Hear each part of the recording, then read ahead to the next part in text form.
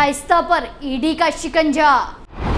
ED ने दाखिल की चार्जशीट। मनी लॉन्ड्रिंग में चार्जशीट फाइल। वसूली रैकेट चलाने का आरोप। नमस्कार, कैपिटल टीवी में आपका स्वागत है और मैं आपके साथ प्रिया बिस्ट। वो कहते हैं ना कि कर्मों का फल मिलता है, चाहे आज मिले या कल, मिलता जरूर है। ऐसा ही माफिया अतीक अहमद के हर एक करीबी के साथ हो रहा है। जहां अतीक अहमद और उसके गैंग IS 227 पर प्रयागराज पुलिस कमिश्नरेट की कार्रवाई के बाद अब ईडी ने भी अपनी कार्रवाई तेज कर दी है।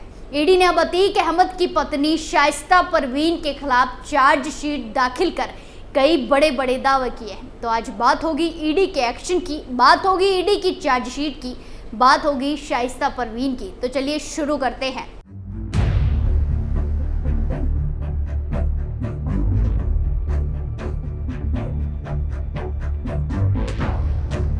माफिया अतीक अहमद के परिवार वालों के साथ साथ उसके करीबियों की मुश्किलें बढ़ती जा रही हैं।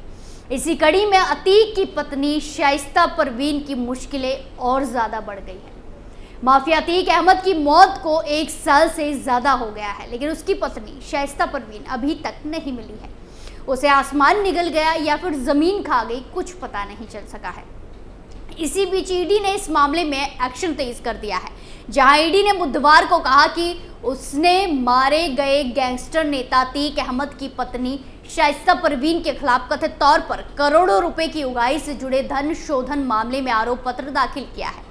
ईडी ने एक बयान में कहा कि लखनऊ में धन शोधन निवारण अधिनियम PMLA की एक विशेष अदालत ने 14 मई को अभियोजन की शिकायत का संज्ञान लिया। वहीं ईडी के नई दिल्ली मुख्यालय में दाखिल किए गए चार्जशीट में यह दर्शाया गया है कि माफिया ने अपनी बेगम शाइस्ता के नाम पर करीब 50 करोड़ रुपए खरीदी रखी थी संपत्ति।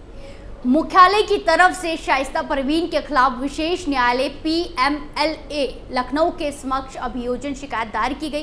कोर्ट ने इसका संज्ञान भी ले लिया है। इसमें शाइस्ता पर जबरन वसूली रैकेट संचालित करने का आरोप लगाया गया है। प्रयागराज में पिछले साल फरवरी में हुए सनसनीखेज उमेश पाल हत्याकांड के बाद से ही शाइस्ता परवीन फरार चल रही है, लेडी डॉन फरार है। अप्रैल में पुलिस कस्टडी में पति अतीक अहमद और देवर अशरफ की हत्या के बाद भी शाइस्ता सामने नहीं आई। ये मामला शाइस्ता परवीन के खिलाफ धन शोधन निवारण अधिनियम 2002 के तहत दर्ज केस से संबंधित है। ईडी ने विभिन्न आपराधिक धाराओं के तहत CBI द्वारा दर्ज की गई FIR के आधार पर यह जांच शुरू करी थी।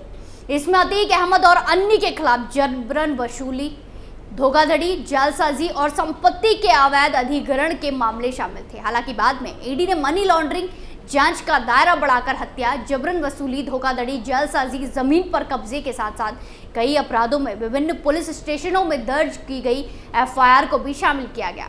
जांच के दौरान अतीक अहमद और उसके सहयोगियों, जिसमें उसके परिवार के सदस्यों, रिश्तेदारों द्वारा अर्जित आय का पता लगाया गया, जिसमें पता चला कि अतीक अहमद और उसके सहयोगी अवैध तरीके से अर्जित किए गए पैसों का इस्तेमाल संपत्तियों को खरीदने में कर रहे थे। इसके साथ ही ईडी की जांच में यह भी पाया गया है कि यह भी पता चला है कि कार्रवाई से बचने के लिए संपत्तियों को दूसरे लोगों के नाम पर रजिस्टर्ड कराया गया है। इससे पहले ईडी ने अतीक की करोड़ों रुपए की चल अचल संपत्ति को जब्त किया है, साथ ही करोड़ों रुपए की संपत्ति को कुर्क भी किया है। इसमें फुलपुर तहसील इलाहाबाद में स्थित जमीन जो शाइस्ता परवीन के नाम पर थी, इसके साथ भी रुपए भी करोड़ों की रकम भी शामिल है। ईडी पहले ही शाइस्ता परवीन की 8 करोड़ 14 लाख की एक संपत्ति को कुर्क कर चुकी है। इसके अलावा शाइस्ता परवीन और उसके मरहूम शौहर के बैंक खातों को भी जब्त कर चुकी है। बता दें कि शाइस्ता और अतीक के इन बैंक खातों में 1.25 करोड़ रुपए से ज्यादा की रकम थी। ईडी की चार्जशीट में कहा गया है कि शाइस्ता परवीन अपने पति के नाम पर जबरन वसूली करती थी। शाइस्ता वसूली का रैकेट चलाती थी और इस रैकेट का सरगना वो खुद थी। शाइस्ता परवीन ने तमाम अवैध संपत्तियां अर्जित कर रखी थी। वहीं अतीक अहमद के 10 बैंक खातों और शाइस्ता परवीन के एक बैंक खाते में 1 करोड़ 28 लाख रुपए जमा थे। इसके अलावा ईडी ने पिछले साल अतीक अहमद के सहयोगियों से जुड़े 27 परिसरों की तलाशी ली थी। इस दौरान 1 करोड़ 15 लाख रुपए कैश, 6 करोड़ का सोना और गहने के साथ साथ कई अन्य आपत्तिजनक रिकॉर्ड मिले थे। शाइस्ता परवीन फिलहाल फरार है। उस पर प्रयागराज पुलिस ने 50,000 का इनाम घोषित किया हुआ है। IS 227 गैंग पर प्रयागराज कमिश्नरेट पुलिस और ईडी ताबड़तोड़ कार्रवाई कर रही है।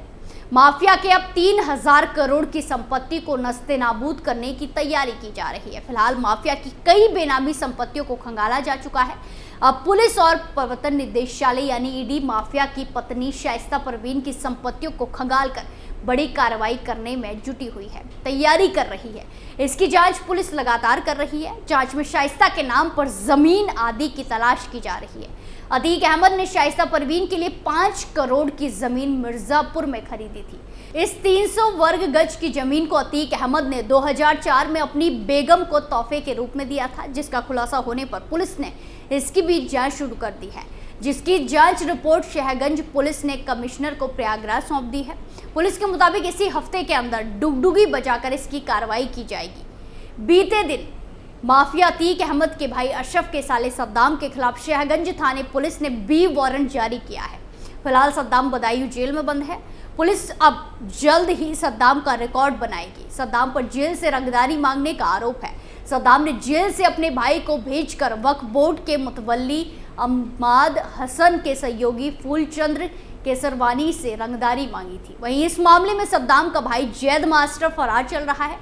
बता दें कि सद्दाम के खिलाफ आधा दर्जन से ज्यादा मुकदमे दर्ज हैं। बरेली जेल कांड में फरारी के दौरान उस पर 1 लाख का इनाम भी घोषित किया गया था। पूरा मुफ्ती के फूलचंद्र केसरवानी ने जैद मास्टर और अब्दुल समद उर्फ सद्दाम के खिलाफ मोबाइल नंबर के आधार पर शहगंज थाने में एफआईआर दर्ज कराई थी। फूलचंद्र वक्फ बोर्ड की नखास कोहाना शहगंज स्थित संपत्ति के मुतवल्ली अम्माद हसन का सहयोगी है। मुतवल्ली के कहने पर फूलचंद्र किराया वसूलने के लिए 3 अप्रैल 2024 की शाम को गया था।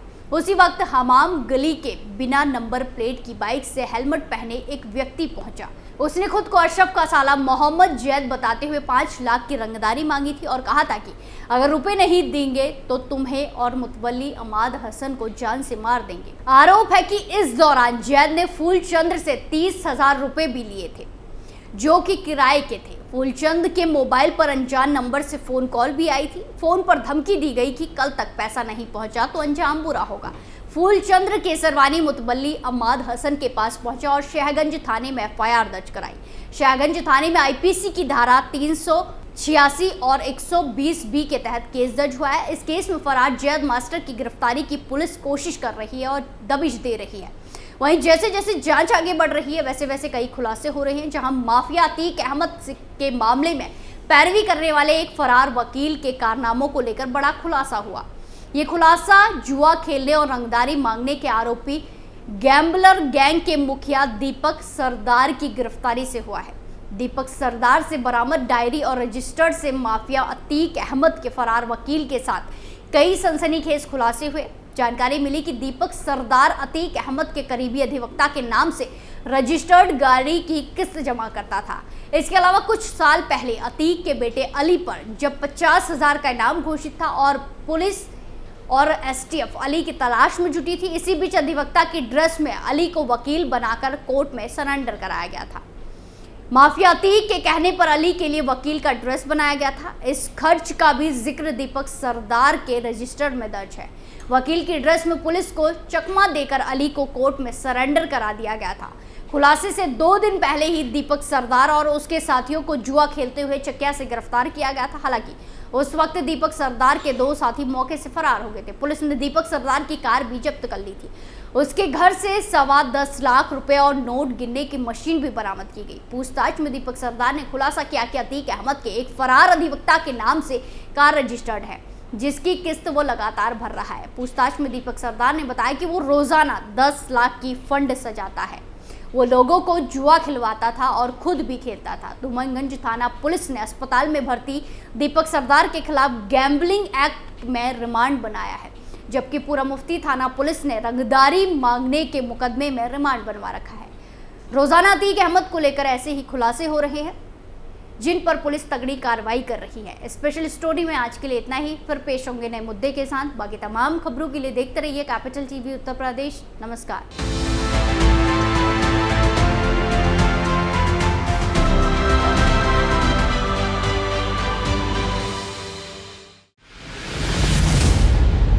मैं राजनीति करता नहीं, पर राजनीति को बहुत गहरे तक समझता हूं। मैं लोगों के बीच रहता हूं, हूं, लोगों के मन को अच्छे से जानता हूं।